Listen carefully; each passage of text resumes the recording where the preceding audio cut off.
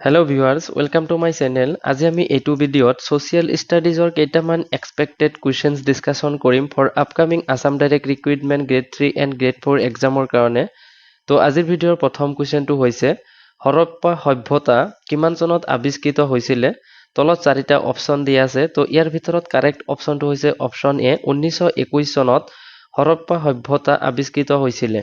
Next question number 2 Hindu উপত্যকাৰ সভ্যতাত ঘৰবোৰ কিহেৰে বনাইছিল?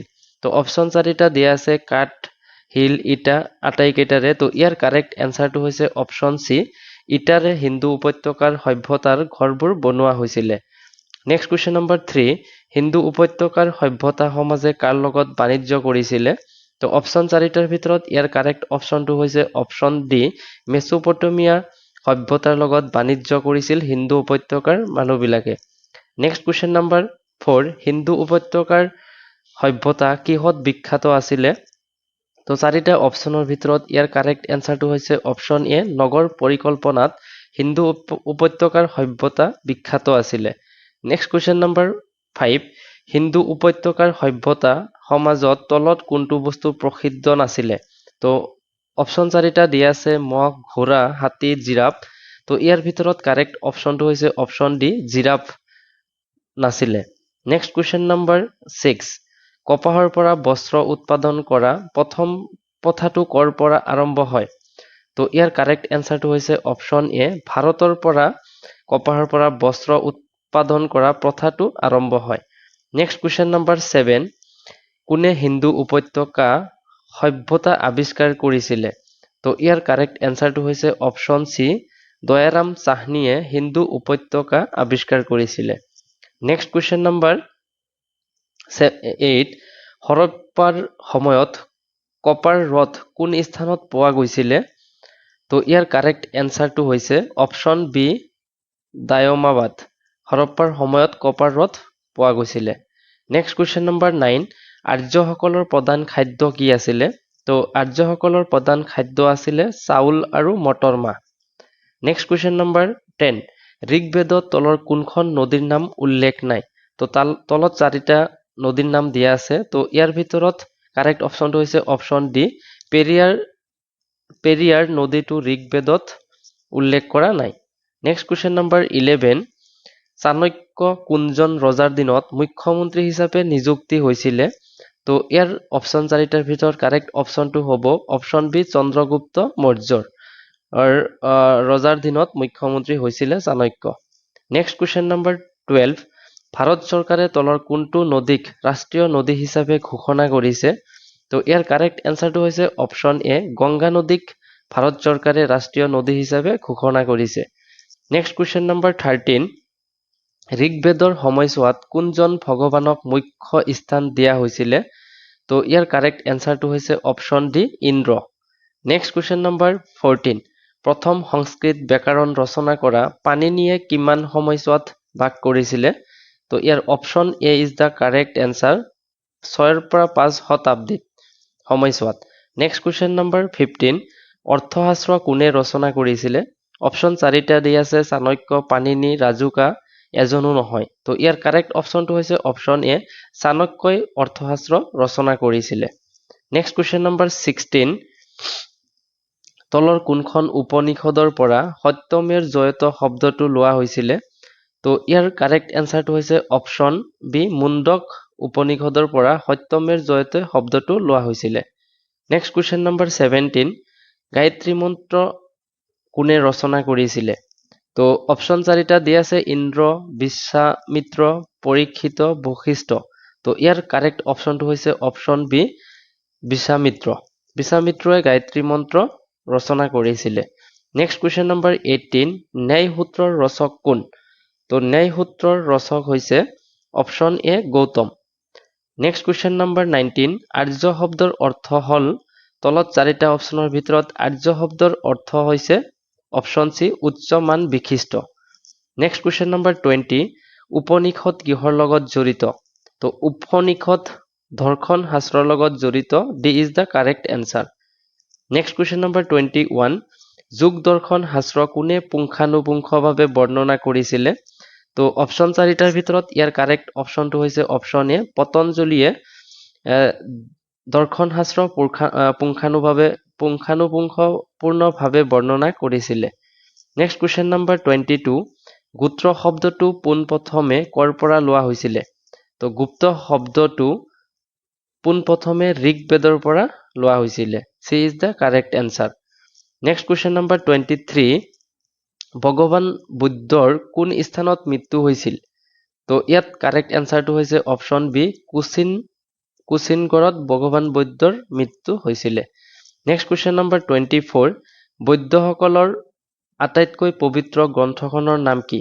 তো বৌদ্ধসকলৰ আটাইতকৈ পবিত্ৰ গ্ৰন্থটোৰ নাম হৈছে Tripitaka. Next question number 25, Nalanda বিশ্ববিদ্যালয় কোন ৰাজ্যত অৱস্থিত? তো নালন্দা বিশ্ববিদ্যালয় বিহাৰ ৰাজ্যত অৱস্থিত। নেক্সট কুৱেশ্যন নম্বৰ 26, বৌদ্ধ চৰিতাখন কোনে ৰচনা কৰিছিল? বৌদ্ধ চৰিতাখন অশ্বঘোষে ৰচনা কৰিছিল। তো D is the correct answer. Next question number 27, তলৰ কোনখন ৰাজ্যিক ক্ৰেডেল অফ বুদ্ধিজম বুলি কোৱা হয়? তো ইয়াৰ কাৰেক্ট এনচাৰটো হৈছে অপশ্যন বি, বিহাৰক ক্ৰেডেল অফ বুদ্ধিজম বুলি কোৱা হয়। নেক্সট কুৱেশ্যন নম্বৰ 28, প্ৰথম বৌদ্ধিক সংঘ কোনখন নগৰত হৈছিলে? তো ইয়াৰ কাৰেক্ট এনচাৰটো হৈছে option A, Rajgriha. Next question number 29, চতুৰ্থ বৌদ্ধিক সংঘ কোনজন ৰজাৰ দিনত হৈছিলে? তো ইয়াৰ কাৰেক্ট এনচাৰটো হৈছে অপশ্যন ডি, কনিষ্ক ৰজাৰ দিনত চতুৰ্থ বৌদ্ধিক সংঘ হৈছিলে। নেক্সট কুৱেশ্যন নম্বৰ 30, সৰনাথ কোনখন ৰাজ্যত অৱস্থিত? তো অপশ্যন 4টাৰ ভিতৰত ইয়াৰ কাৰেক্ট অপশ্যনটো হৈছে অপশ্যন এ, উত্তৰ প্ৰদেশত সৰনাথ অৱস্থিত। নেক্সট কুৱেশ্যন নম্বৰ 31, বৌদ্ধৰ জন্ম হৈছিল? তো অপশ্যন 4টা দিয়া আছে, বিহাৰ, পাটলিপুত্ৰ, লুম্বিনী, উত্তৰ প্ৰদেশ। তো ইয়াৰ কাৰেক্ট এনচাৰটো হৈছে অপশ্যন বি, পাটলিপুত্ৰ। বৌদ্ধদেৱৰ জন্ম হৈছিল পাটলিপুত্ৰত। নেক্সট কুৱেশ্যন নম্বৰ 31, তৃতীয় বৌদ্ধিক সংঘ ক'ত হৈছিলে? তৃতীয় বৌদ্ধিক সংঘ ক'ত হৈছিল? তো ইয়াৰ কাৰেক্ট এনচাৰটো হৈছে অপশ্যন বি, পাটলিপুত্ৰত হৈছিলে। নেক্সট কুৱেশ্যন নম্বৰ 33, তলৰ কোনজনক এছিয়াৰ পোহৰ বুলি কোৱা হয়? তো option A is the correct answer. বুদ্ধদেৱক এছিয়াৰ পোহৰ বুলি জনা যায় বা কোৱা হয়। নেক্সট কুৱেশ্যন নম্বৰ, মহাবীৰ জৈনে কোন স্থানত মৃত্যুবৰণ কৰিছিলে? তো মহাবীৰ জৈনে পাৱাপুৰীত মৃত্যুবৰণ কৰিছিলে। পাৱাপুৰী স্থানত মৃত্যুবৰণ কৰিছিল। নেক্সট কুৱেশ্যন নম্বৰ 35, ত্ৰিপিটক কোন ভাষাত লিখিছিল? ত্ৰিপিটক এইটো বৌদ্ধ ধৰ্মৰ গ্ৰন্থ হয়। তো এইটো কোন ভাষাত লিখা হৈছিলে? এইটো পালি ভাষাত লিখা হৈছিলে। B is the correct answer. Next question number 36, Buddha কোনটো জনগোষ্ঠীৰ লগত জড়িত? তো ইয়াৰ কাৰেক্ট এনচাৰটো হৈছে অপশ্যন চি, শাক্য জনগোষ্ঠীৰ লগত জড়িত। নেক্সট কুৱেশ্যন নম্বৰ 37, তলৰ কোনজনক প্ৰিয়দৰ্শী বুলি কোৱা হয়?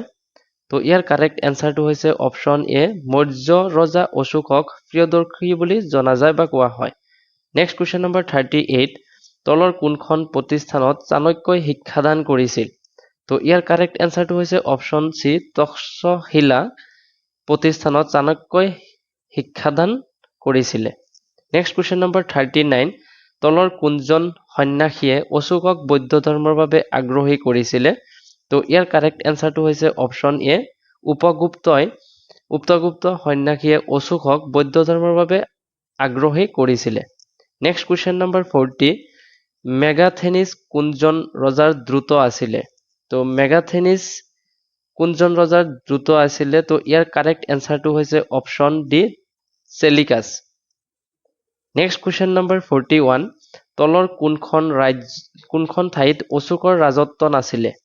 তো ইয়াৰ কাৰেক্ট এনচাৰটো হৈছে অপশ্যন এ, পাটলিপুত্ৰত অশোকৰ ৰাজত্ব নাছিলে।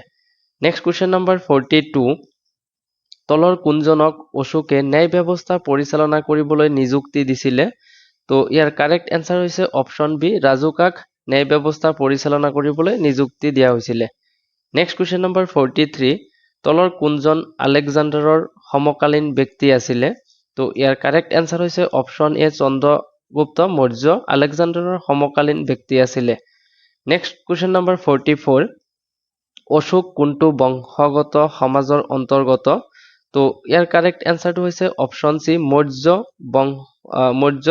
বংশৰ সমাজৰ অন্তৰ্গত অশোক নেক্সট কুৱেশ্যন নম্বৰ 45 অশোকৰ দিনত বৈদিক সংঘ কোন স্থানত হৈছিলে তো ইয়াৰ কাৰেক্ট এনসাৰ হৈছে পাটলিপুত্ৰ তো Pataliputra is the option A is the correct answer next question number 46 তলৰ কোনজন মৌৰ্য ৰজাই ডেকান জয় কৰিছিলে তো ডেকান জয় কৰা মৌৰ্য ৰজাই কোনজন মৌৰ্য ৰজা আছিলে তো ইয়াৰ কাৰেক্ট এনসাৰটো হৈছে অপশ্যন সি বিন্দুসাৰে ডেকান জয় কৰিছিলে নেক্সট কুৱেশ্যন নম্বৰ 47 নন্দ বংশৰ পিছত কোনটো বংশই মগধ ৰাজত্ব কৰিছিলে